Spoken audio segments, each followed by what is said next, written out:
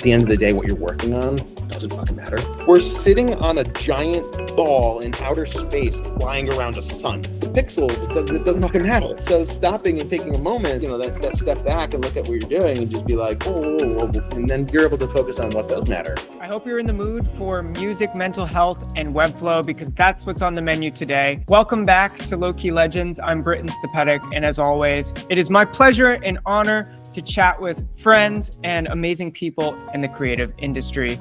And without further ado, my guest today is Jason Debiak, the Chief Creative Officer at PaperTiger, a digital agency that he formed and founded with his brother after working in the music industry for 7+ years.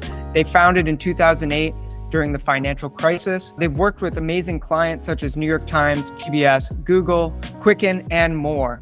Let's get into it. Honestly, Jason, thank you so much for being here. We've had the opportunity to chat in the past, but I'm glad that you wanted to come on and do the show and dive into your past, the agency, and maybe where the future is heading. So Thank you. I'm really excited to be here and just been alongside some legends, people that I really admire and follow, and have looked to for inspiration. So it's cool to be, part of that. And then, talking to you, love the work you all do at Rogue. It's always really inspiring to see the stuff you put up on LinkedIn. Those kind of the music posts and the amount of work that you generate is really cool. And I look forward to seeing that. Well, thank you. It means a lot because in your isolated vacuum, it feels like, does anyone care? and ultimately, I think we do a much better job of attracting designers than we do potential clients with that kind of stuff. But I think it's the culture building, the fun of it. It shows what we are passionate about. And I know that you are a fellow. It has a layer of legitimacy, though. People look for you and they see that work and they see the interactions and they see that kind of stuff. And they're like, all right, this guy knows what he's talking about. And I know that you're a fellow music lover, and I think that your story is particularly interesting. But I wanted to kick things off here by asking, what was the first album that you bought with your own money? So jumping back in the time machine a little bit. I did one of those things where I joined, it was called Columbia House. And you would subscribe and you would order 10 records a month and they would just ship to you. And so my first album was actually 10 different records that were shipped to my house. And I can't remember which one was the first one, but it's a toss up between two. The Forrest Gump soundtrack, which is still awesome. If I go back and listen to it, it's amazing. And Weezer's first record was I think the second one. I think Title by Fiona Apple was another one. So those were there. I just remember them being the first records that I had. But it was cool to just be bombarded with everything at once. I grew up in a house that was always filled with music. So it wasn't this big thing for me to buy my own music because I already had access to so much. So I was really fortunate.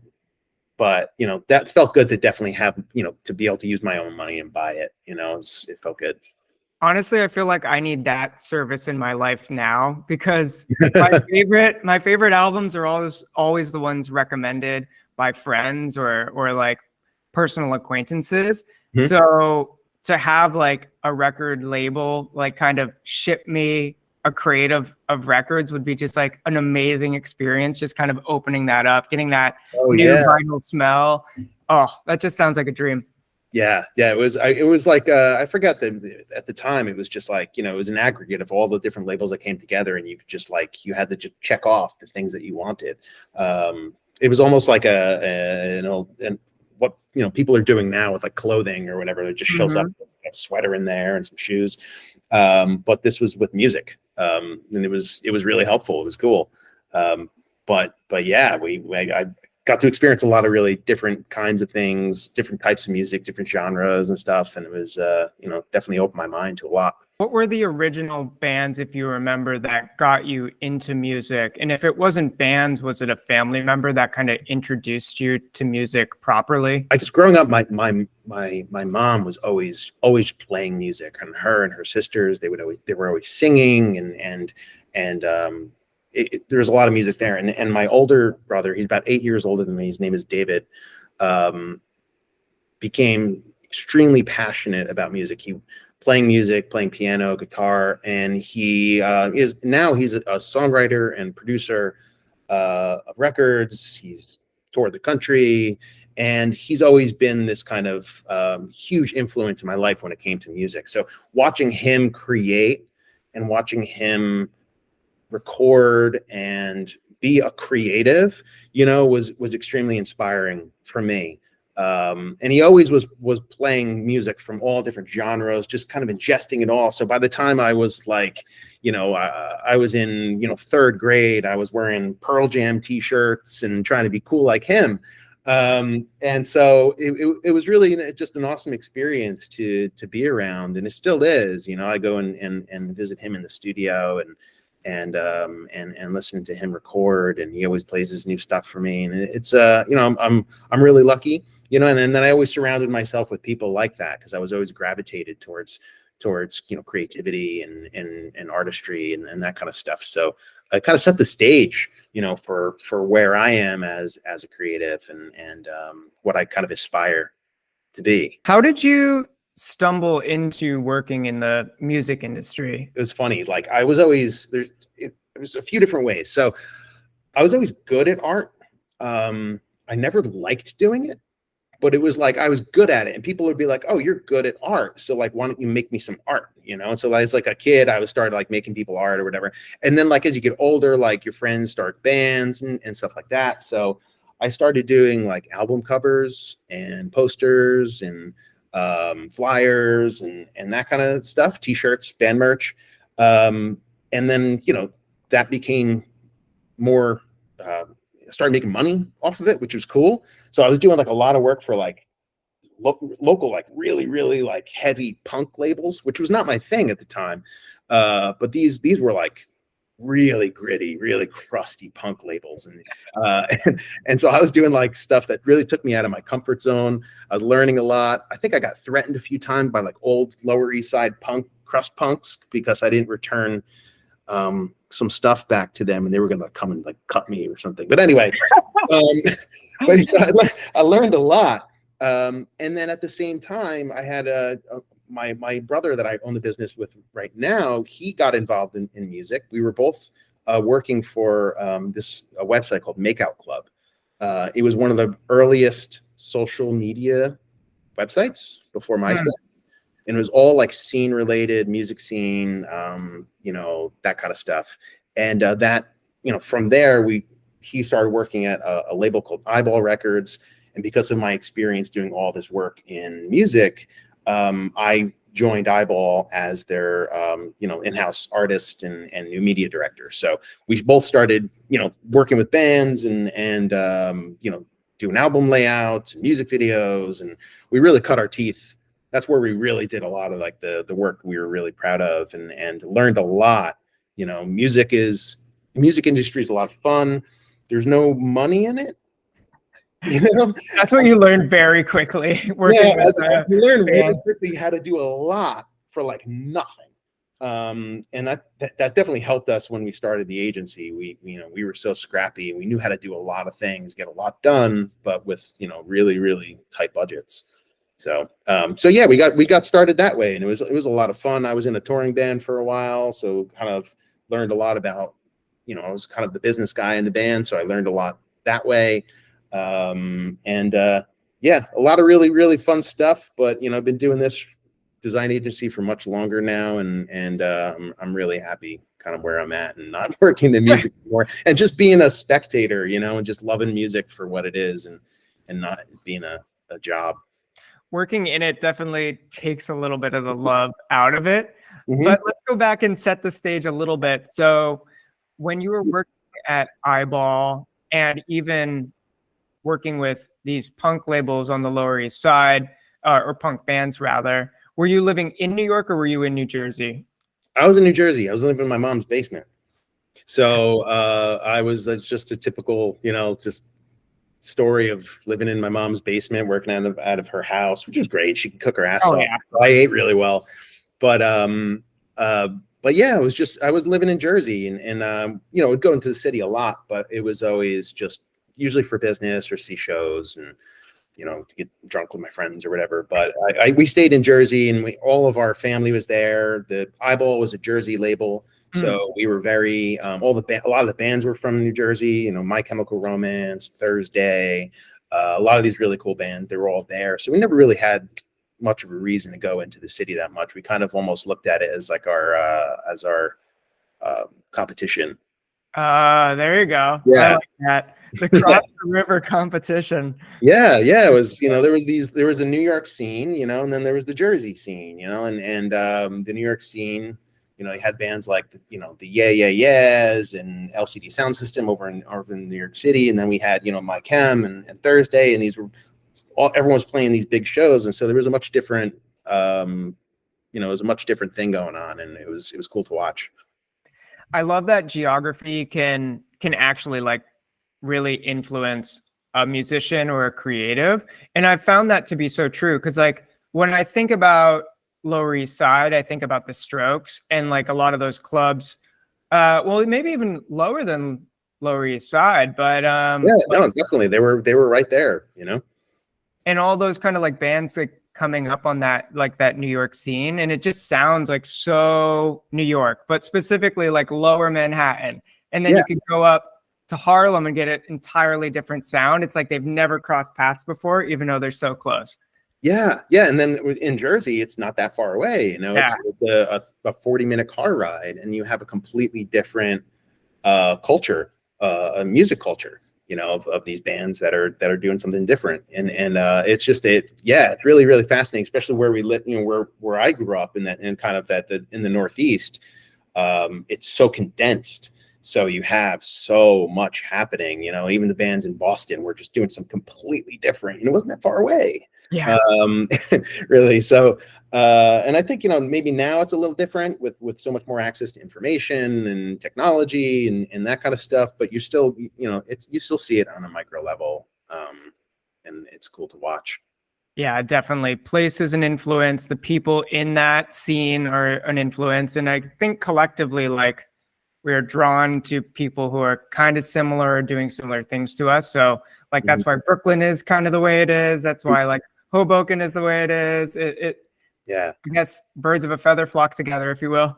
Yeah, totally. It's important to be part of a community. It's important to be part of something, and then, kind of, I look back on that and I really appreciate that was the case for me. And I didn't appreciate it as much at the time. And then later in life, you go on, you do your thing, you're working, whatever. And then like, you realize that you miss that community, whether it's like you're involved in like a design community, right? Or you're involved in a community where, some people have their church or they have their, their core group of friends. But I think that's a huge piece of it is like having that kind of the brotherhood or the people around you that kind of carry you. And that can get lost, over time. And I think even with like the community that we're in now, the design community, it's tough because you see people posting on Twitter, you see people posting on LinkedIn, but is that really a community? That's just following what people are saying, what they want to put out there. And it's not really, it's a lot of times not that genuine. So it's a struggle to find that, especially in New Jersey when we're so removed from New York City and like that kind of stuff. So we kind of have to create our own. Yeah, I think that's very true. And it is a little bit difficult to kind of create and cultivate those digital communities. You can do it like with a Slack group or some sort of curated channel, or even like how organizations do it, where there's like a paid membership to get into like some sort of group, whether it's like a entrepreneur group or whatever that is. But I do find that, especially on a digital level, it's harder to cultivate that community without specific intention. And we can put a pin in this and circle back, but I think that I'm curious how remote the culture is at PaperTiger, and if that's kind of changed recently, or the breakdown of how many people are in your studio on any given day. It's predominantly remote. So me and my brother started the agency. We moved our office to Ridgewood, and at the time it was just 3 of us. We were working with another partner at the time. And so in the studio now, there's just, let's see, 1, 2, 3, 4, 5 people in Ridgewood, and the rest of the team, the rest of the 15 people that we do work with are all over the country, all over the world. So there are some people that are in New Jersey, but they're just a little further south, an hour and a half away. So they'll come in rarely. But it's pretty remote. And so we have to we make sure to go out of our way to have as many, we have like a call with the team where everybody gets on. It's an all hands where we just talk about whatever. We last year we did our first retreat where we all went to Salem, Massachusetts, and it was spooky and it was awesome. We had a great time. We're looking to set something up again soon, but yeah, it's all pretty remote. Even when we're here though, I sit down and put my headphones on and I'm not, talking to anybody. So it's nice to get up every so often and then go over and poke somebody on the shoulder and be like, "What are you doing?" Yeah. I need to be around another human for a minute, and then you feed off that energy and go back. But yeah, it's pretty remote. So entering into the scene, your other brother, Mark, who you founded the agency with in 2008, what was the pivotal moment that made you want to start this agency together? It sounded like you were both working at Eyeball. Mm-hmm. So what was that catalyst for change in both of your lives? Yeah, I mean, we always just got along really well, fortunate that way. A lot of people tell me oh, you own a business with your brother. I would murder my brother if I, or whatever. But we always just did that, we worked really well together. We were always doing something creative together. Even when he was in college and I was in high school, he would come home and we would work on something. And so it was just a natural transition. And him running the label and I was working at the label. We both kind of at the same time saw the writing on the wall with what was going on in music. And at the time there was just a lot of, there was a lot of piracy, and we didn't have enough money to weather that storm. And both of us started out as designers. So he worked in music, but he went to film school. He was a graphic designer. I was a designer. And we always kind of joked around that just everything around us was ugly. In New Jersey, everything's ugly. A lot of the towns, they don't care about what the signage looks like and what, there's so much opportunity to make everything look better. And so we were just if we could just skim a little bit off the top and start an agency, that tiny, tiny bit that we could skim off the top, we could make a living for ourselves. And that's what we did. And he hustled and I hustled. He got more into coding and I got more into the design piece. And we made it work for a couple of years, the 2 of us. And then, we probably put too much time in. Our work-life balance sucked. And that took a long time to figure out. That, well, you had said everything around you is ugly and PaperTiger has this mission to make the world look better. Mm-hmm. And I think that's incredibly relevant and a very idealistic, very designer mission. And I love that about it. I'm curious what you think the business value of being beautiful is and how it relates to the work that you guys are doing at PaperTiger. I don't know why. The first thing that popped in my mind was IKEA. Was IKEA is one of these businesses that gives people the ability to have high quality design at a low cost. So even if you live in a small studio apartment and you're eating shit, you still can have these clean line, modern looking furniture that gives you this feeling of being comfortable. There isn't visual clutter. I put a lot of emphasis in visual clutter in my own life. Having all of this stuff around you, you don't realize what all that noise does and how the aesthetics of things around you impact your life. Even the sound of how, of how things sound around you impacts your life. You go to a park, and how it sounds in the park is part of the experience. If you hear cars and noises and all that kind of stuff, it's not a comfortable place to be. So it's the same thing for me visually. And I always felt like a lot of people don't quite understand why they like something. But if it's really well designed, they tend to gravitate towards it, but they couldn't tell you why.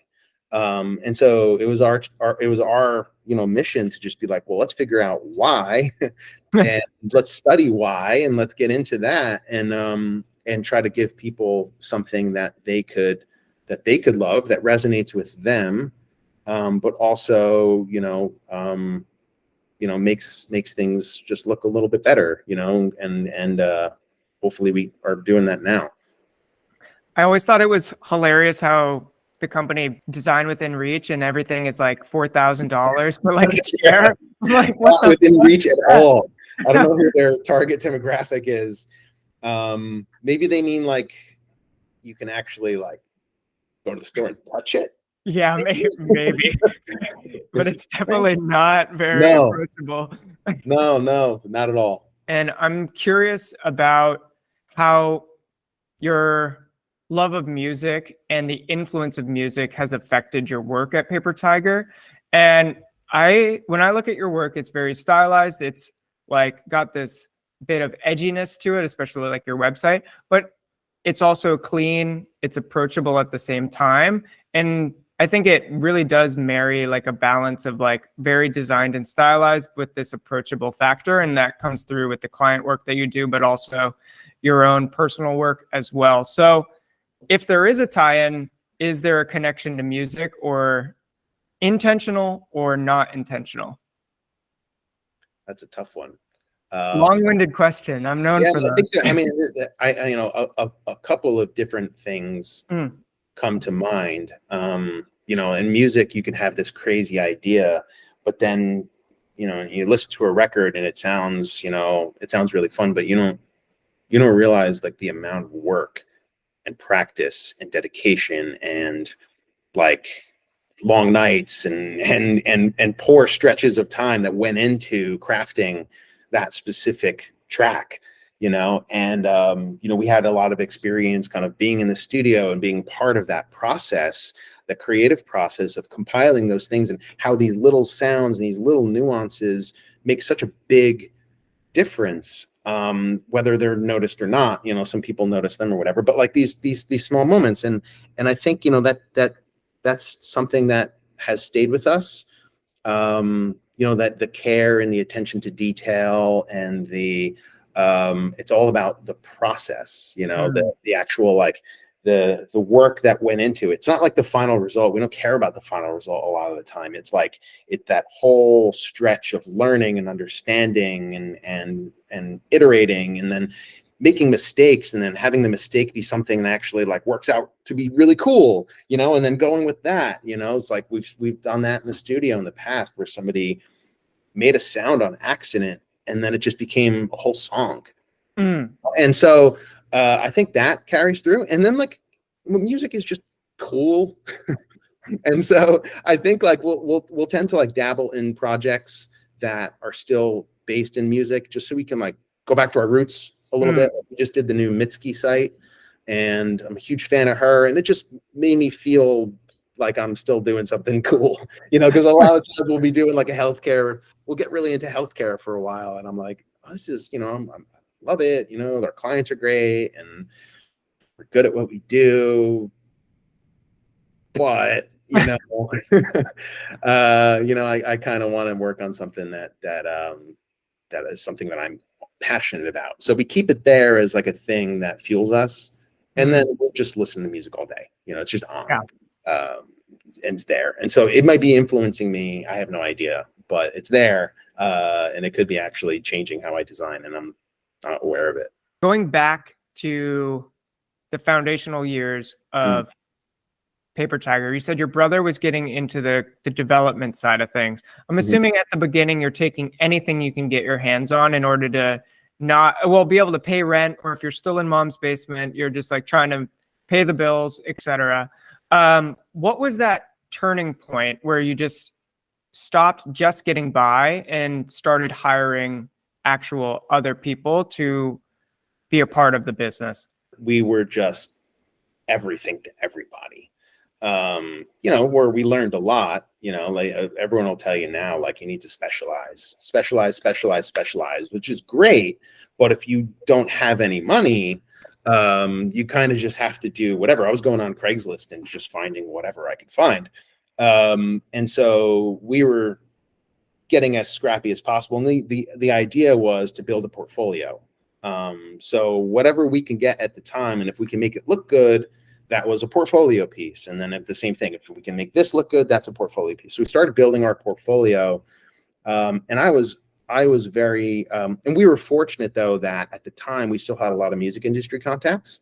So we were getting projects from the music industry, whether they were bands, MySpace, design overhauls, did a lot of those. And then we did a project for Alternative Press Magazine, where they had this like old Cold Fusion website that was just a disaster. And so we took that whole thing, we remapped the whole site, we rebuilt it from scratch using, I think, Expression Engine at the time. And it was a massive project, and it was a big learning experience for us because it was way more than we probably should have been doing. And I think at one point, oh God, I hope they're not watching this. At one point, one of the guys that was working on the site with us, he didn't know what he was doing. And he deleted the whole website. Deleted it, just gone. And we didn't have it backed up, like nothing. We weren't using version control. Like he deleted it. And we had to go through backups from like 3 months in the past that we had and rebuilt the whole thing from scratch overnight. Oh my gosh. It was a disaster. So you learn things along the way when you're not, we weren't coming from a place like an agency. We weren't developers. We were like, just, yeah. So not proud of that, but the final result was awesome. We learned a lot or whatever. So we were able to take that then, and then we got a project. A very good friend of mine I grew up with worked at the New York Times, and he got us a project with the Times doing, I guess we redid their media kit website. And it was a big deal for us because we went in there and did a pitch. We had never done a pitch before. And we went in and did a pitch, and we went above and beyond to make sure we got that project. And we did, and it paid well. And we were able to not necessarily hire someone, but we brought on a partner who we were able to pay a little bit. And, with sweat equity, he became a partner, and we, grew the business to be larger and to start hiring people. And yeah, once you have those names, those recognizable names as part of your portfolio, you can start attracting other projects and that kind of stuff. And then it just kind of slowly built over time. It wasn't like a moment. I think having that project under our belt helped us learn a lot. It gave us a lot of confidence in the work that we did, because we were like, oh, this company actually wants us to do their website. That's weird. And then we would, that was cool. It gave us confidence. And I think using that confidence, we were able to get more work. What year was the New York Times job? Maybe roughly 2010. Okay. So 2 years after the foundation. Yeah. So 2 years after the founding. And it was just at a time too, like when the iPhone had just come out. And a lot of Flash websites were dying, and static websites, people wanted their sites to be responsive and work on their iPhone. So a lot of our work was doing that, like actually taking old Flash websites and redesigning them, making them responsive and that kind of stuff. So I think, we learned a lot just figuring this new technology out as we went. How many people is PaperTiger currently? I think we're 20. 20 people working all remote. The early days, it was just you and your brother. 2010, we kind of established that. You got the New York Times project, and you start to slowly bring people on to the team. So what was the next kind of big kind of milestone moment as a company? So you got New York Times, it starts gradually building. It was such a slow, gradual build. I'd say, maybe 3 years ago, we grew by a lot. I was actually during COVID. We were, a lot of people obviously were not doing well. We were fortunate where for some reason we got a lot of work those years, and there was a lot of money at the time being like just dumped into B2B tech. A lot of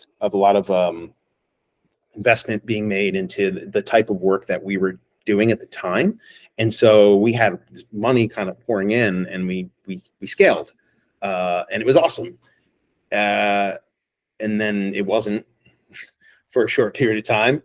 We had to unscale a little bit, unfortunately, because there's all sorts of reasons. But we've kind of plateaued, and we're in a good place. But there was that moment that happened. But I can't really think of like a thing that I can really say this was it.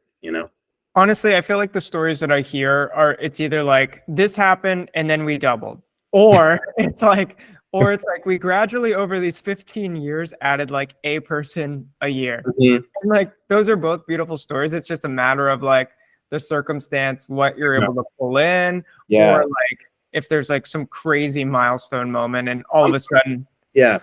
I'm thinking back now, and I can say there was one pivotal moment for me as a designer that I felt was really important, where I did all the design work. Me and another guy, we'd crank stuff out. And we started working with a designer. He was living in Italy at the time. His name is Mirko Santangelo. And we hired him, and it was great because I hired him because I was like, he's a better designer than me. And once I was able to give that up and work with a designer who I felt could just design circles around me, I was able to step back and run things from a different perspective and grow the business and be a business owner versus just doing the actual work, and letting him take the reins on the design and grow a design team and build that up slowly. But that to me was a pivotal moment where I was actually able to stop and think big picture for a minute at a time, and grow the business the way I wanted to grow it versus just get shit done and go home. Yeah. What year was that? Maybe it was like 7 or 8 years ago. Okay. No, but I think that's an important kind of piece of the story, because that's the piece that a lot of people can't give up. Yeah. Kind of their identity is rooted in being, I'm a designer, I'm a developer, I'm a painter, and they can't transition to that next phase of what their business needs to be. Yeah. Was that a hard transition identity-wise, personal for you to kind of give up part of that? For me, it was almost a relief. I think I said it before, is like I always was good at design, but I wasn't passionate. It didn't like fuel me. Like I know designers and artists that like they wake up and they're like, that's where their head is at. It drives them. And for me, it was always like just like doing a puzzle. It was just solving a puzzle. And when I was done with the puzzle, I'd be like, okay, cool, I'm done with the puzzle. But it wasn't like passionate about it. And he came from that place. He was just passionate about design. He could talk about it all day long. And I felt like, oh, I'm so glad it is now in the hands of somebody who's going to care deeply about it. So I can now move on to the things that I really like to do, which is grow my business and network with people and just focus on the details. Him and the designers would work on something. It'd be amazing. And I'd come in and I'd be able to like you go to the dentist's office and somebody sits there and cleans your teeth. And then the dentist comes in for a moment and is like, you're good, or he like scratches the one thing they missed, and I'm kind of like that guy. But and so yeah, it was a relief for me, but at the same time there were a lot of aspects that I was giving up that I wasn't happy about. The control of the final product and how the user would get from point A to point B on the site, or what I felt was important from a conversion perspective, or that kind of stuff. And so yeah. So for me, it was a little different. It was more about like, all right, I was fortunate enough to hire somebody that I was able to put my faith in. And I don't have much of an ego, so I was just kind of like, you do it, and it worked out well. It feels so good Yeah. passing off work. It feels Yeah, so yeah, it good. really does. Especially if you can put your faith into somebody to do it right. And then we've worked with a lot of designers where I could say that's not the case. And so hiring him and working with him was a breath of fresh air, and I was able to focus on other things. And I've had to make this connection, but by not delegating and not passing off work to trusted people, you're actually stunting their growth as a creative and their career path if they're not able to get to that next level of either leadership or being I guess leveling up in a way. That it stunts them, but it also stunts you at the same time. You're always going to be at that same level opposed to joining that next rung of, let's say, like business leader or CEO or whatever kind of milestone you're trying to get to in your career. Absolutely. Yeah. That's a great point to bring up is, it's to come in and then just be like, all right, you know what, I'm going to take this, you're working on this, let me just take it over and get it over the finish line. Or let me just polish it up and hand it off. Or they're going to work on like the grunt work and I'm going to get the big stuff done, or those kinds of things. And that's never, that's just not healthy.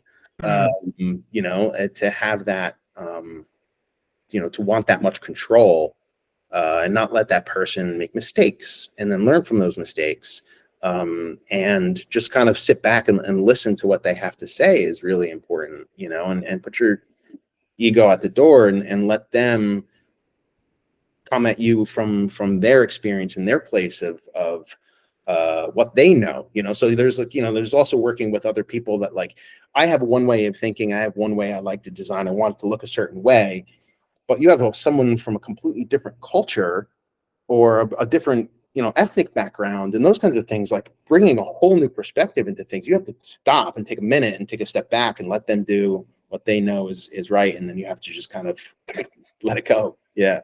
Was there a moment, and I don't know if PaperTiger is fully specialized, and I'll let you paint a broader picture, but is there a moment when you guys heavily transitioned into web? Was it at the very beginning when you stopped kind of doing like as much music work, or was that later in your kind of trajectory as an agency? It was somewhat in the beginning because our first clients were music. We were still doing music related things. We were doing album artwork. We were doing, like I said, like MySpace design, all this kind of stuff.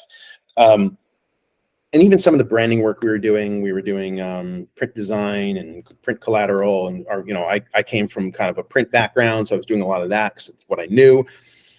But then when we started getting web work and we saw the checks, we realized that, like, oh shit, that's where the money is. That's where we started transitioning, and we started seeing, people coming to us with projects that were, exponentially larger than what we were used to. I mean, at the time, it's relative, right? So we're talking about $500 album artwork versus a $1,000 website. So, so to us, that's why we jumped headfirst into learning it, because we saw, these numbers, and we were like, we can create and get paid for it.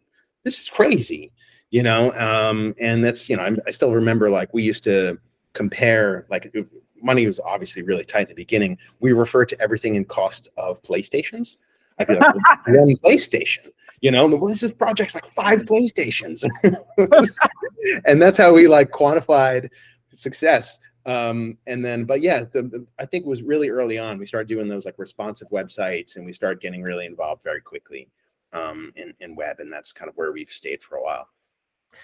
So in the early years, maybe a project was a couple of PlayStations, but I'm assuming in 2023, you could get quite a few PlayStation 5s for any given project. They're still really expensive. But yeah, we definitely can have more PlayStations now per project for sure.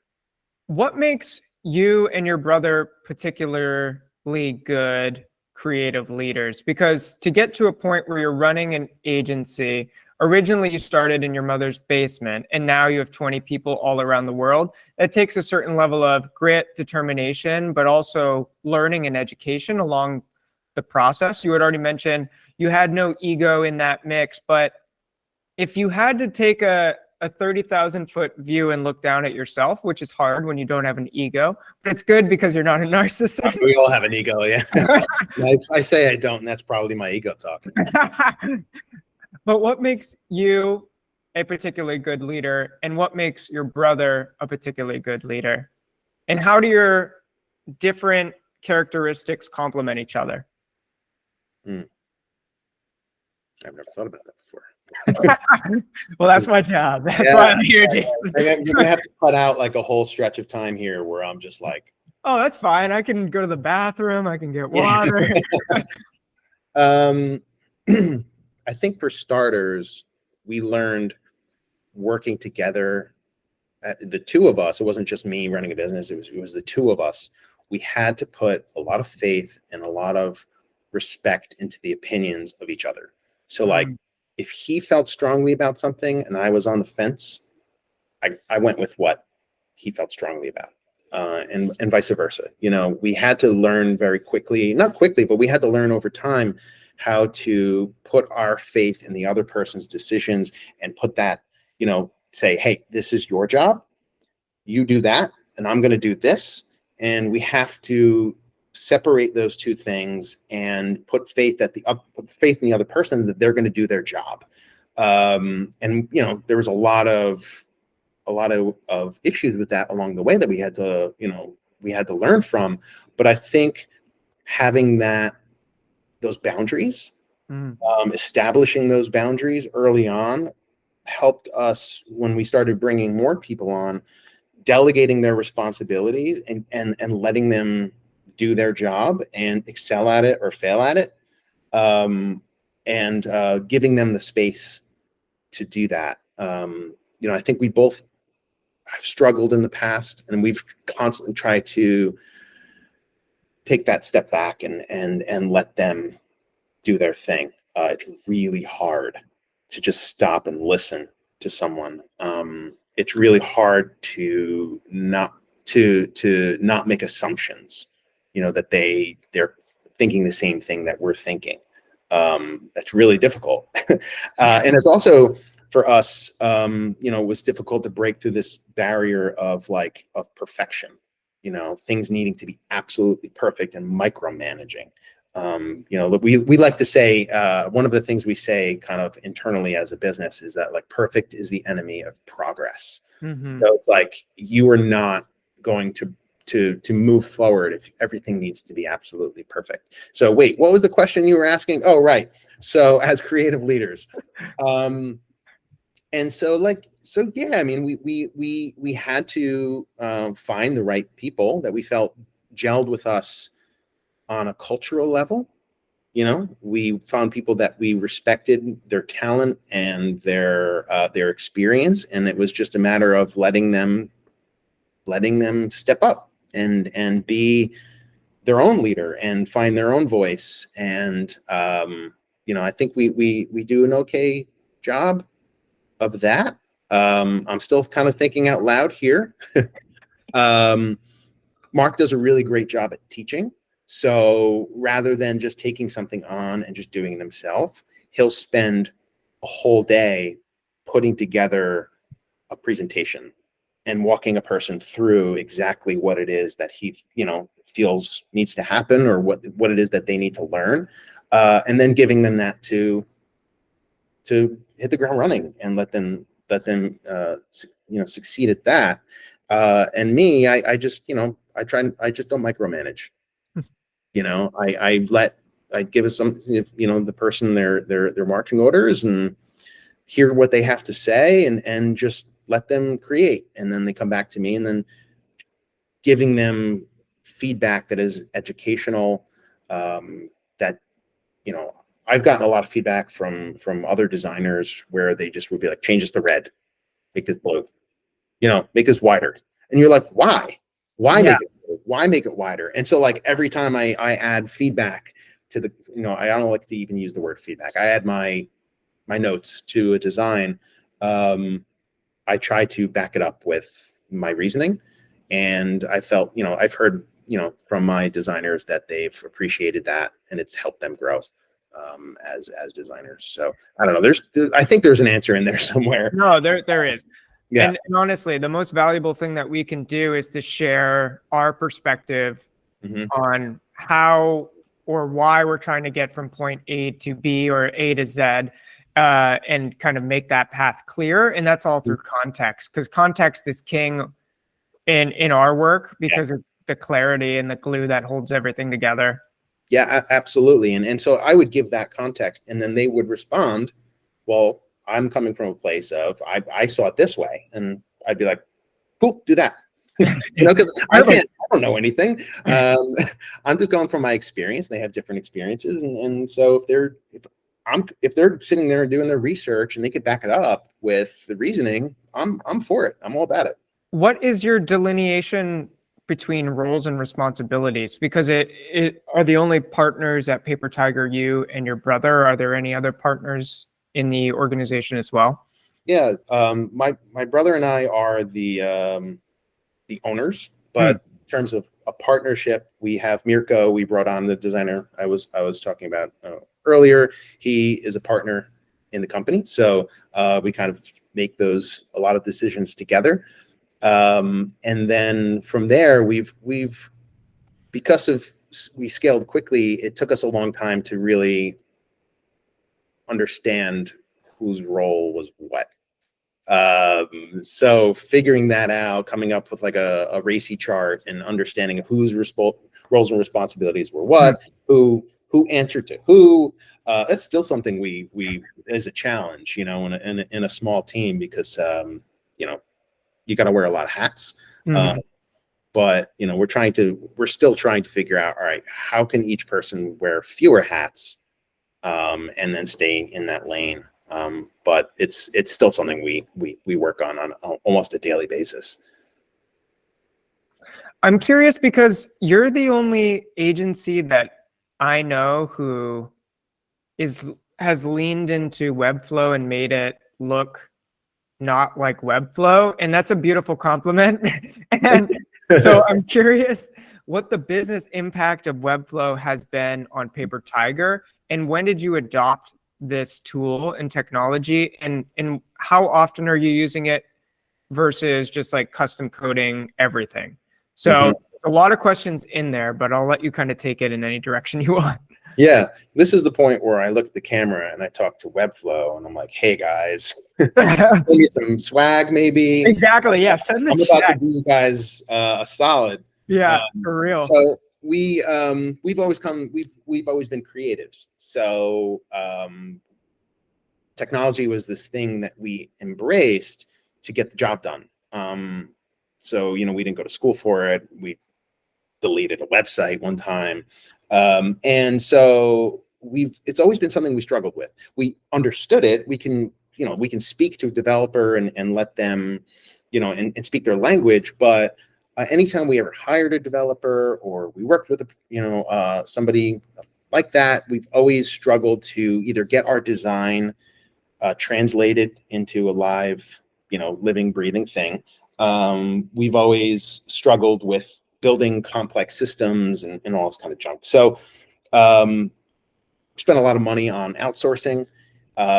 Even in those cases, we would find a really trusted team and we'd hand over our designs. It would come back and I'd be like, shit, like this is just, where do I even begin? So, and we would spend all this time coming up with guidelines and instructions and trying to explain to them how to do their job, because the typography would be completely, wrong. And so, I know Mirko at the time would even code a lot of the things that we needed and hand it to the developers and have them use that as like a base. So he would code all the typography. So that way he knew the typography would be just the right way for the site. And then one day he found WebFlow, and like he came in and was just like stuttering because he was like so excited, because it gave him as a designer the ability to just make it. and it was right, and it worked. And so slowly over time, we were doing a lot of work in Squarespace. We were doing a lot of custom work, and Squarespace, we were getting a lot of leads through Squarespace, and they totally took their partner program, their referral program, and turned it on its head. And basically all of the people that had been champions for Squarespace for so long got kicked out the door and told basically, we don't need you anymore. And that whole source of revenue was turned off. Because they took their partner program and they moved it over to 99 designs, and budgets for Squarespace sites went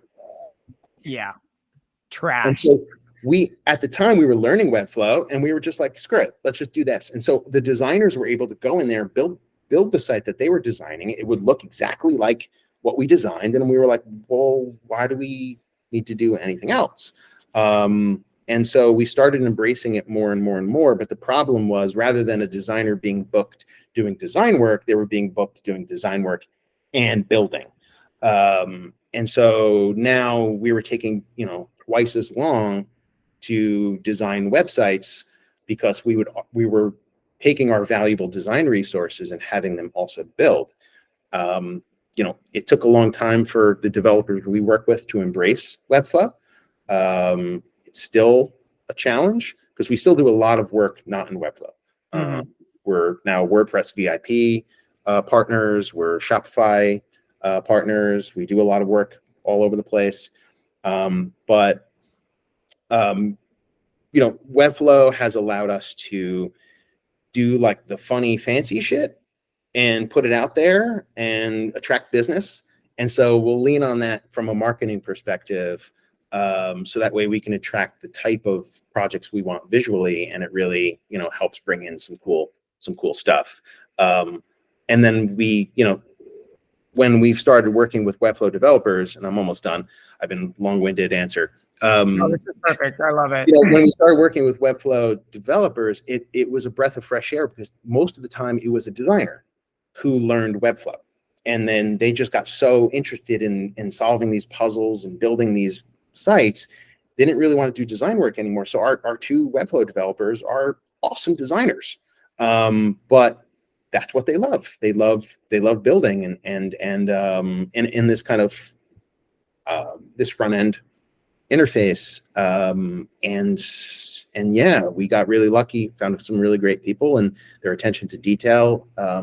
I don't have to hand off a tremendous amount of design to our team. I'm very confident in their assumptions and the assumptions that they make when building sites, so that way it's much less work on the design side, and we can produce so much more in a little bit of time. Let's play a little game, Jason. I'm just going to go through awards, and you can say WebFlow or not WebFlow. Okay. The F Suite. Not WebFlow. The McBride Company, the new version. Not WebFlow. Cinch PR. WebFlow. This is the one that I'm actually curious about. Resonant Link. WebFlow. Oh, right on. I love that site. Beautiful work. There'll be images of everything flashing on the screen, and that's why people should watch the visual podcast on YouTube. Nice. Scissor. Not WebFlow. Okay. And then we can do one more, Ivy Connection. Not WebFlow. Okay. Yeah. Very cool. Well, a lot of times, like some of the stuff that we work on, we work with a really amazing front end developer. His name is Fabio, and we kind of give him the fun projects. Nice. And so those are the ones that sometimes we'll submit to awards, because at first we weren't confident submitting our WebFlow stuff, and then we started seeing more and more people submit, and now we're going to be doing a lot more of that. I got one more for you because I like this one. I like this one a lot. Juxtapose. WebFlow. Oh, nice. Right on. Very cool. It's kind of revealing the curtain a little bit. Yeah, definitely. I mean, I'm sure I could find out, but I have you here, so I'm just going to ask you. Yeah, exactly. Do an inspect on it and dig around. So we talked a lot about the building of the agency, the work that you're doing. It's beautiful work. But as we all know in the creative industry, running an agency is not an easy thing. You had talked about an exponential kind of growth during COVID, and then you kind of mentioned a drop off. What was the biggest challenge during that period that you faced, either physically, mentally, spiritually, or just like through the business? Well, I mean, I guess in terms of the actual like growth and, the grow and the not grow part, big piece of it is that, you're hiring these people, getting to know them, they become your friends, when you're a small company.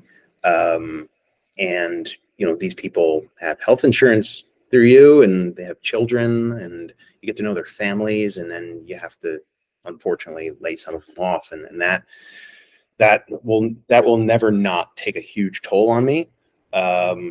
Anytime that's ever happened has just been, leading up to it is awful, and then the day is awful, and I go home and I'm just drinking, and it's just a mess. And it still sucks, to think about.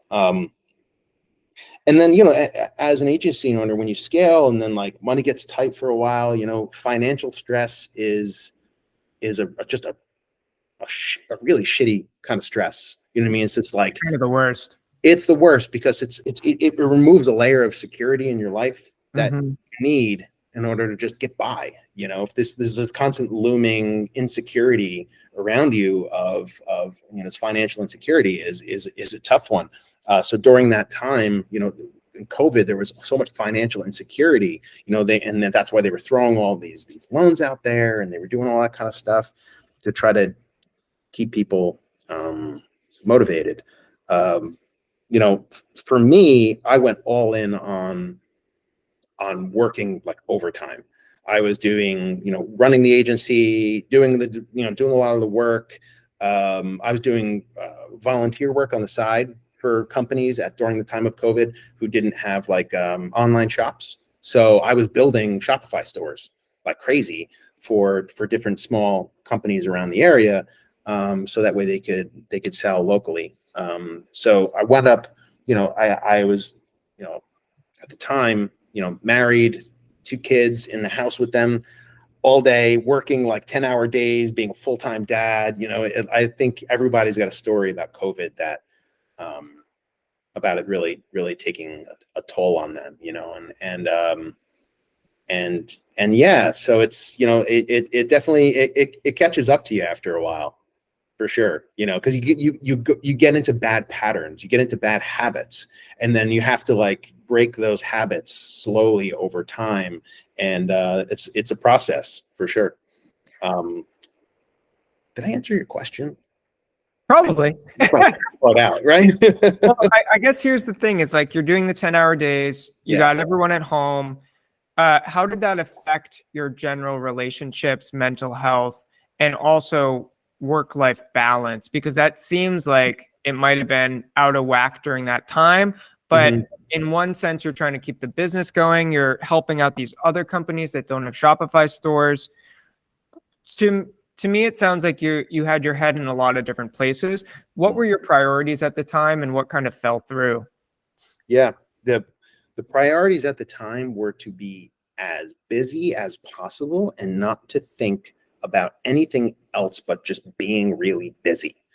Like, so as a business owner, you get caught up in work, you're just busy, and then you go home and it's busy. And then, for me, I had just purchased a house. I had a daughter. It was just constant. Things were just going. And it just, in the past, to be totally transparent, I've always struggled with mental health. So I've always had anxiety, depression. I've been on medication, but like a lot of people, when you think you have it in check, and if somebody asked me at the time, like, are you happy? I'd be like, yeah, totally. Let me just go do this thing. I got to, when the house thing is broken and my kid's running over here, and you just get, you get caught up in that. And then you go to work and you get into your flow at work, and then you come home. And so there's this moment with COVID where you stopped Mm. And that was really fucking weird, because for me, like it totally shifted my perspective around the business and myself and my relationships and everything. But instead of just stopping and like healing, I just was like, I'm gonna make myself busier. Now that I stopped, I'm gonna go even busier. And so it's one of those things where it's, at the time during COVID, like mental health became a big talking point, because it was like you had people that were just by themselves for months at a time, like a year at a time, just like sitting in their apartments, so you had to like check in on people, and mental health was something that like I just was like fine with it. I was like, all right, yeah, I'm doing all right.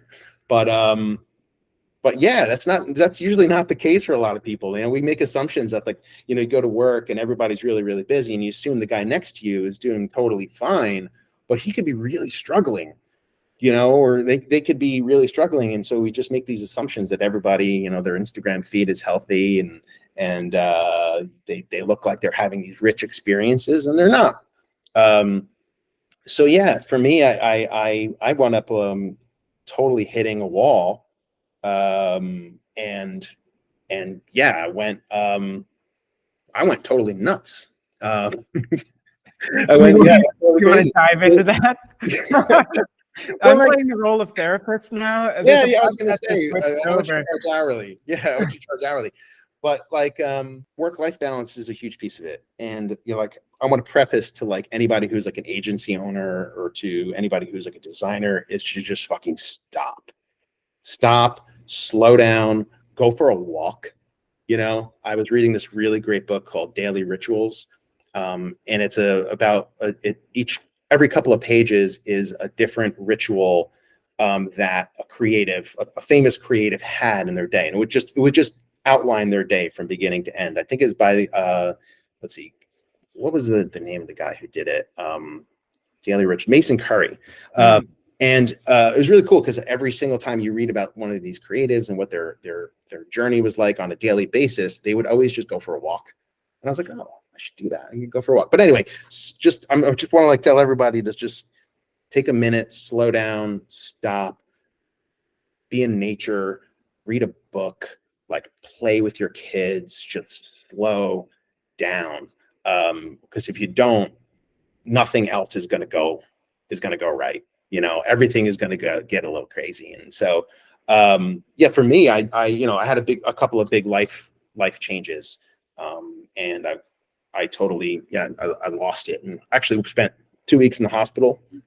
And about 3 or 4 months after that, in like a recovery, program, and in that time, it's like, I did a ton of work on myself, but the whole experience made me step back and evaluate what I was actually doing with my life, and what I was doing with myself as a business owner, and what I woke up and was passionate about.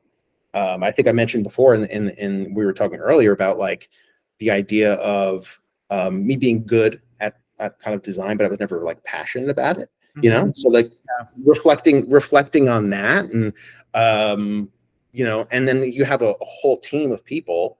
I'm like in this place over here, and then you have a team of people that rely on you for guidance and support, and you have nothing to give them. So it was definitely a challenging experience for me, but it was great.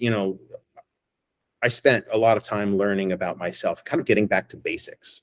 For me, personally, I got back to basics. I learned hobbies that I never had before. I took up reading. I spent a lot of time in nature, and I did all of these things that healed me and made me stay present, and all of this kind of good stuff, which was awesome. So I kind of like rebuilt myself. Not to go too deep into my shit, but we can go as deep into the shit as you will. Yeah, no, man, I'm gonna go and dive right into the subconscious in a little bit. But like, so you learn these tools, and I was finally happy for the first time in a long time. But you can do all this work on yourself, and it's awesome. And happiness is like right there. It's within your grasp, which is great. But then you go back to work, and work is work. You go, you do the same shit. You check your email, you respond to stuff in Slack, you get on conference calls, you go back into old habits as if nothing ever happened. And that was the strangest thing for me, getting back to work and being like, this is as if nothing happened. And it was like, no, so much changed, So for me, it was like trying to take everything I learned, all of these things that I felt were really important to be like a person, getting back to basics and just like doing the simple things, and then applying that to my job and myself as a leader and how we work as a business, and that was pretty, it was a big transition, and I think has made me a better business owner and has made me a better leader. All the work I've done on being a better father has made me a better coach, for my employees, and it was a huge transition for me. And I think that I've adopted a lot of things that have helped me, that may be able to help other people. But it's helped a lot of work. Well, let's dive in a little bit more. Are there any tactical skills that you learned kind of in this process of re-engineering your life? For one, happiness; two, probably a better day-to-day experience. So we can start there, and then I have a million other questions. Are there any practical tips or techniques or tools that you brought to the business from this experience? Yeah. I read a really great book called The Happiness Advantage by Sean, I think it's Acker, Achor. And it's a great book about like happiness and how it can apply to business, how keeping people happy at work will exponentially improve the quality of the work versus like pushing them hard and doing all that kind of shit. So one of the things I do on a daily basis, as soon as I'm done with work, is I stop and I make a list of 3 things that made me happy and that I felt were a positive experience from the work day, specifically the work day. Whether it was some work that one of the employees did, and I would call them out and make sure to make, I'll message them on Slack and let them know, whether it was a conversation I had with a client that just went well, or they liked the design, and I make a note of that. And what that does for me, and other people have embraced this as well, is it not forces us, but it changes our perspective throughout the day to look for those positive things versus what's going wrong. Because you can tend to focus on the fires that have to be constantly put out, and you don't think about those positive things. So throughout the day, these things are happening, and I'm making a mental note of them. And now I'm making mental notes of the positive things and not the negative things that I have to address. So that to me has been a big change. My brother and I read this really great book called The 4 Agreements. A lot of people are familiar with it. And we've kind of taken that and adopted it into a company philosophy. We call them the PaperTiger agreements. And we've kind of taken them and we've shifted them around to 5 different agreements that we feel are extremely important for everyone to adopt and to maintain our individual mental health as an agency, and set boundaries with clients and all these kind of good things. And so we've done a lot of work there. So I guess that, and we do what we can to try to remind everybody to stay within these agreements that we've generated. And we'll be kind of actually making a site for them and release right on as a marketing thing. Cool. What are those 5 agreements, the PaperTiger agreement? So the first one is don't make assumptions. We try to make no assumptions, and we ask why until we understand the root cause to diagnose the problem. Because a lot of times somebody will send something to us, we'll get mad or we'll respond, whatever, but like we just need to take a step back, give it a minute, and then we solve the problem after hearing the why. The next one is speak less to say the most. So the idea of spending more time listening and asking questions, and this whole like ego is the enemy. So just spend time, ask questions, let the client talk.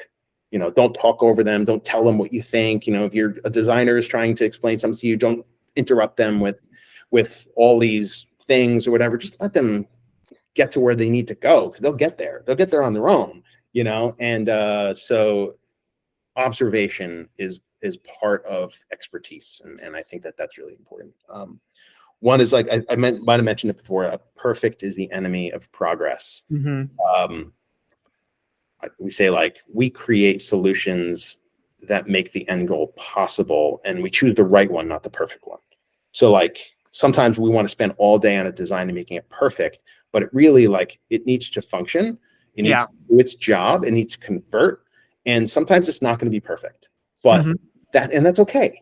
Like, and that's okay with, like, whether it's a website or you as a person, right? Yeah. Like, you're not going to be perfect, and that's fine. Like, nobody is. Be your weird ass self, make mistakes, embrace the chaos, embrace the weird, and embrace the darkness, because it's like, without it, there's no light. The next one is, we're all running a business, is the term we use. So we do our best work within the available budget. So the idea is, like, everybody knows what the budget is. Everybody's going to, when we explain a project to our team, everybody is aware of how many hours we have, what the budget is, and needs to be considering that along the way. When rather than going down the rabbit hole on something, they have to stop and be like, I'm going to burn hours on this, and is this the best approach? And so they will come to me or come to Mark, and we'll talk through it. And so we kind of lean on our craftiness and creative chops, and not our cash. So we kind of go back to the basics of where we started, which was this kind of scrappy business that got a lot done for little cash, and embrace it again, and that's been really helpful, for the team. And also for the team, it kind of, like, doesn't put so much on their shoulders. That's a big thing. And then problems are opportunities, and that's I think the fifth one, which is, pretty self-explanatory. A problem is an opportunity. And we treat mistakes as learning experiences. And so every problem has a solution, and we get there. So that to us is our way of trying to think positive. When a problem presents itself, it's not just fire to put out and it's a stressful thing. It's like, all right, we're going to learn from it. We're going to solve the problem. We're going to take that and we're going to put it into some sort of process, or we're going to put it into some sort of solution, or we're going to learn from it. We're going to have a tough conversation around it, and it's going to bring up all sorts of shit. And that's okay. And so those we've adopted those, and we've had a lot of really great experiences around them, and the team has grown. Managing work-life balance, is there anything that you're finding particularly effective at the moment? I would say, as an agency, our implementation of unlimited time off has been huge. No one's abused it. It lets everybody be with their families. It lets everyone take the time that they need. There's no stress around, oh, my kid's sick. Like, it's not a big deal. It's not for us. Email ends at 5. It starts again at 9. No client is allowed to have that much control over us. We learned the hard way in the past, and so everyone knows that after a certain time we're closed. And it's time to refresh and be with your families and do the stuff you love and have the hobbies that you want to have and that kind of stuff. And so, like, having that, be able to take that kind of time off too. A lot of our employees will just take a Thursday or a Tuesday, and they just, they don't have to say they're sick. They just want to be with their kid. And that's great, and we fully support that. And it's something that I felt has, kept the culture of our business thriving. Is that the time away from the business is what's been the most important. I think I only just realized it now, which is silly, but, like, for hundreds, even thousands of years, like, a business was open between certain hours, and then we got this beautiful but also terrible thing called the internet and all these different technologies and tools. So it's like, as a digital business, you can literally be open 24 hours a day. Yeah. So it's like, where is the boundary? Where do you do that cutoff? And actually become closed. And I know that I'm particularly bad at this. I'll check my email at night, which is the worst thing ever to do. Don't do that. If you're listening, that's the biggest takeaway. Don't check your email at 10 p.m. when you're trying to settle into bed. Yeah. But I just like turning off. What are your hours of operation and sticking to it? Yeah, right. Because at the end of the day, it's like we're that then falls on us as individuals, like, because the government's already stepped in and been like, you can't work more than 40 hours, you're going to get to this, like, we had children working at factories for, 15-hour days, and we had to stop in and fix that. Like, that's something that's fixable. But like, you just not checking your phone is something you can do, and no one's going to step in and stop you. So you just have to come up with good, healthy habits and have a healthy relationship with technology, which is tough when things are designed to be so pretty. You want to just look at them all the time, on your phone, and you want to click it. But yeah, it's really important to have that time away from it. Yeah, I don't think that we have the ability with our monkey brains to beat the algorithms that are designed to keep us engaged. I know, right? Like, so many dark patterns. I'm curious about daily rituals that you've adopted in this kind of new phase of your life, for lack of a better word. So what are your kind of daily rituals that you either have as like a non-negotiable or like a thing that you would really like to do every day? Well, I said before, it's those like 3 positive things. I do that at the end of the night as well. I look back on the day, and I just stop and be like, I have that moment where it hits me, where I'm like, my kid was running around with her shirt off and drew a face on her chest with marker, and it made me laugh till I cried, and I write that down, and it's this moment where it imprints on you, the positive things imprint on you. So these kind of like 3 things, and it makes a huge difference. I've never been a reader, but I've kind of forced myself to become one. And every night, if I don't sit and read for at least 20-30 minutes, it's my way of almost centering myself before I go to sleep. And so, reading has been a huge thing for me. And it also just kills a lot of time. Sometimes I just have a lot of time on my hands, and I don't want to be up here for too long. And it's crazy up there. So reading takes me away from that, and all of a sudden an hour is gone, and that's a huge. And then also, like, for me as a creative person, I've got ADD. I spend a lot of time planning my week without having like a very regimented schedule throughout the week. I find myself going into all sorts of the wrong, missing out on things, going into weird directions. So those are my things that I really stick to and have helped me, recently. Happiness is a lifelong journey, and it's not the easiest thing to attain, and doing the work and finding what works for you is kind of the hardest part about it. And it's a beautiful thing that now at this point you can say that you're happier than you had been for a very long time. I don't want to put words in your mouth, but is there any tips that you would give to people if they're trying to start a quest for happiness and going down this journey for themselves? I guess, like, for me, I've tried my best to be a better person, to be happy, whatever, and leading by example too.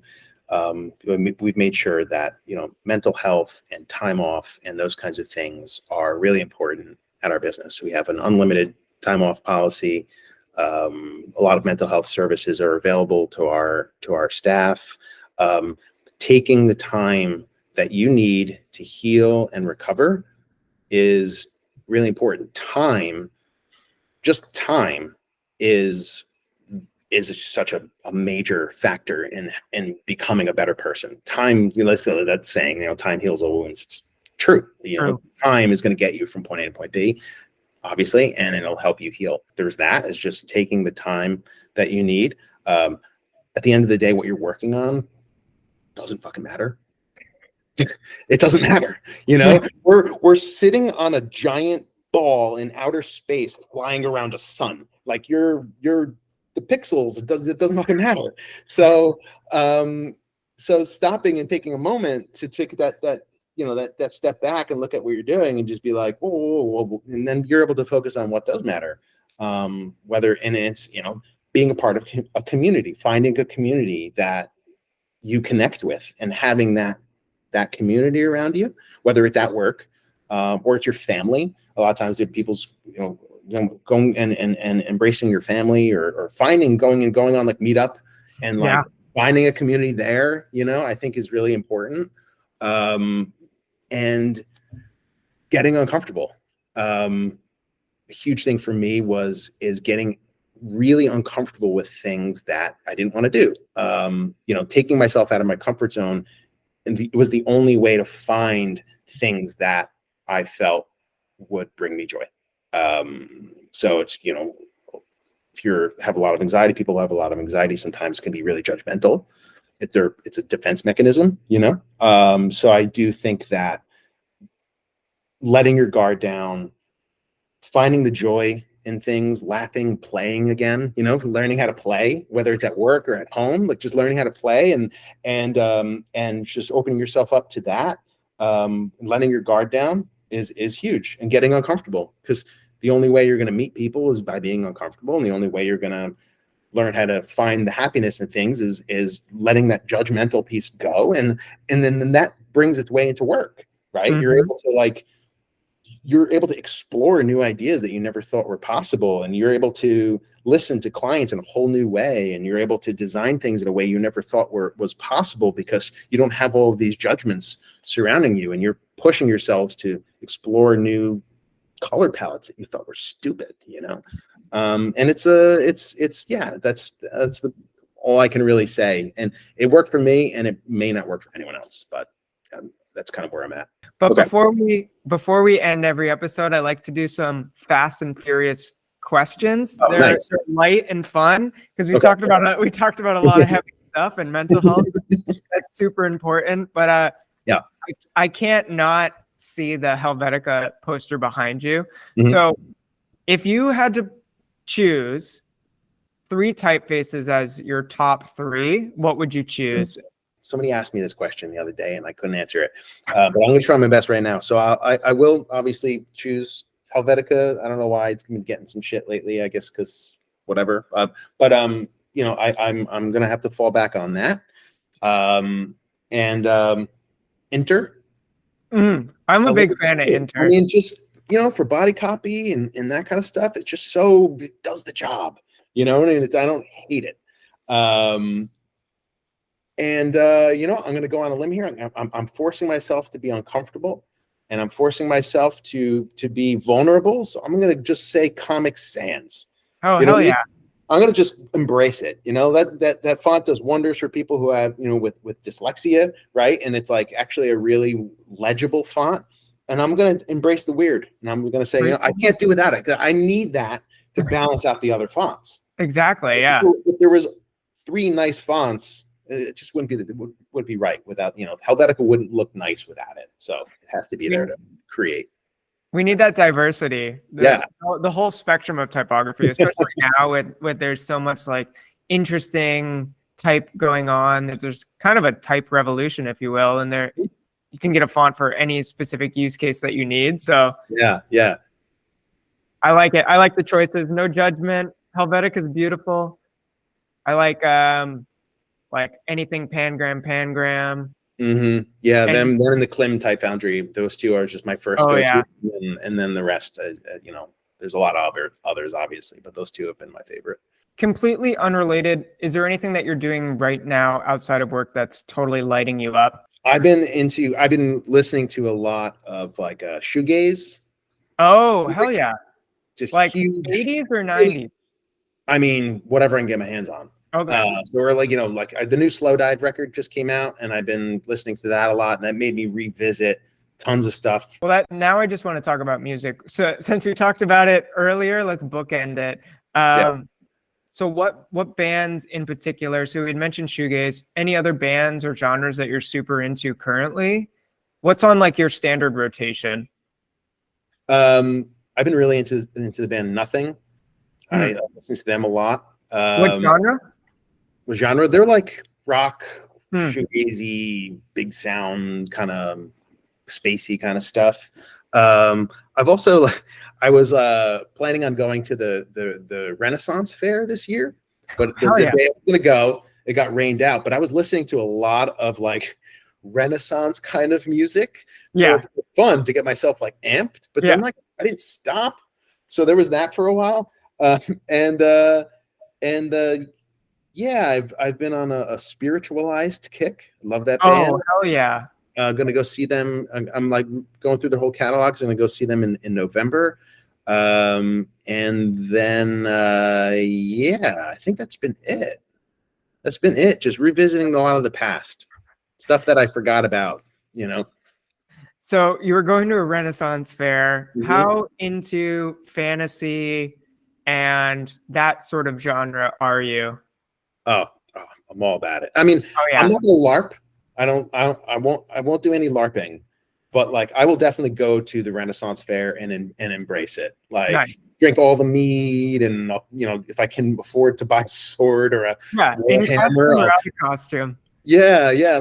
I think I even threw like my cousin's bachelor party at a Renaissance Fair, and we went and wore hats and dressed as wizards, and it was we had a great time. Huge sci-fi fan, so I listened to a lot of sci-fi audiobooks, and you know, Tolkien is just, you know, the best. I listen to, you know, I read a lot of I've read all his books, and huge Lord of the Rings fan. So I'm pretty entrenched in all things that.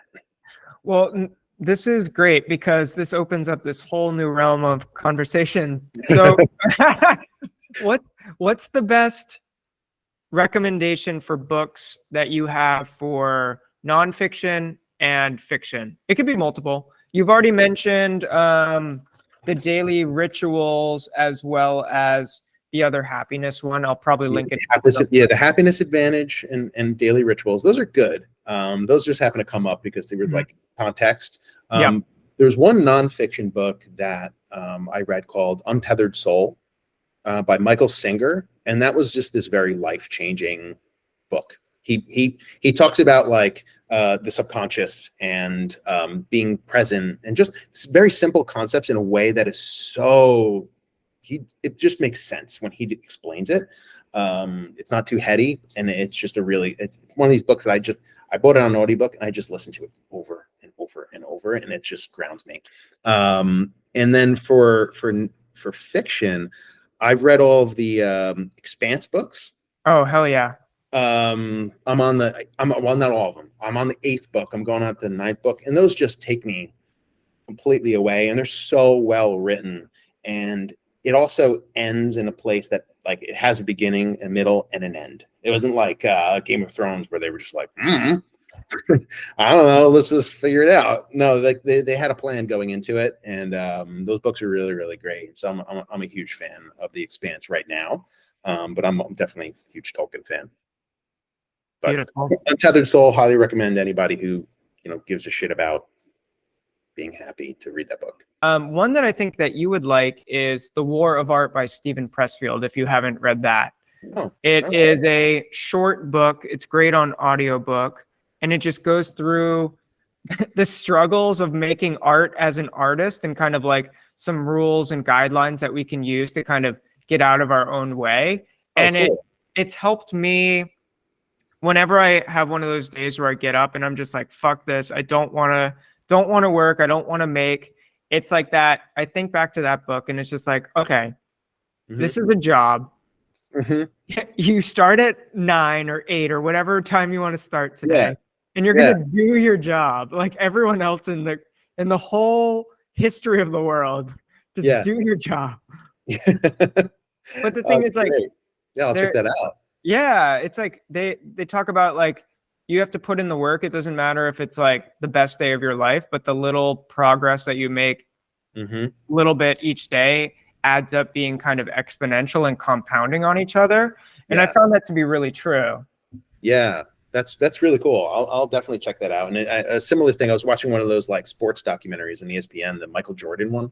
Oh, nice. he goes into that, like his whole thing is just like, he doesn't actually care about the games. Like the games were like this thing he didn't even think about. He only cared about the practice of that going in, doing daily, like just those tiny little improvements, like, and then the games just happen. But Yeah. like it's the repetition, it's the just getting in there and getting the work done. But I would that's the next book I'll read. Living or dead, who would you want to have lunch with? That's a tough one, because like most people from the past like probably had like really bad body odor and bad breath. I think Good about like point. most Very boring good people point. in society, like they probably stunk. And so like I would have lunch, with like, this really profound philosopher, and his BO would be so bad that I wouldn't be able to concentrate. So if I would actually be able to have lunch or whatever, I'd probably have to pick somebody recent, Oh, there you go. to have to do that with. But I would, I would just pick somebody like, simple like Barack Obama or something like that, where I could just ask questions and he'd give me really thoughtful answers. Probably won't smell, That's true.